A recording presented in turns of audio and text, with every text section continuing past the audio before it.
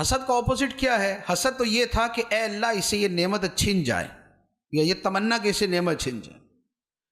اب اس کا الٹ یہ ہوگا کہ اے اللہ اسے اور عطا کر دے۔ اس کا الٹ تو یہ بنتا ہے یا تو پہلے بھی چھن جائے یا اسے اور مل جائے۔ اب اس کا الٹ ہے اسے اور مل جائے، یہ ہے کشادہ دلی۔ یہ کشادہ دلی ہے، یہ سخاوت ہے، یہ دل کا نیک ہونا ہے، یہ دل کا اچھا ہونا ہے۔ اب یہ ایسی چیز ہے کہ جس میں یہ والی تمنا اور آرزو زیادہ ہو کہ اے اللہ اسے اور زیادہ عطا کر دے، اللہ تعالیٰ اس بندے کو اور زیادہ عطا کر دیتا ہے۔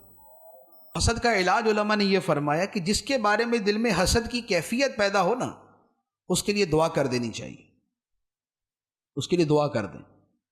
کسی کا کاروبار ہم سے اچھا ہے تو اب دل میں حسد پیدا ہو رہا ہے کہ اب اس کا ختم ہو جائے، ہمارا بڑھ جائے، تو بجائے اس کے کہ حسد کر کے خود کو جلائیں اور گناہگار بھی ہوں، اس سے اچھا ہے کہ اس کے لیے دعا کر دے کہ اللہ تعالیٰ اس کے کاروبار میں اور برکت عطا فرمائے۔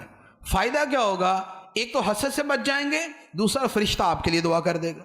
یہ حدیث مبارک ہے، ایک فرمایا کہ جو بندہ اپنے بھائی کے لیے یہ دعا کرتا ہے کہ اے اللہ اسے یہ شے عطا فرما دے، فرشتہ اس بندے کے لیے دعا کرتا ہے کہ یا اللہ یہ دعا پہلے اس کے حق میں قبول فرما۔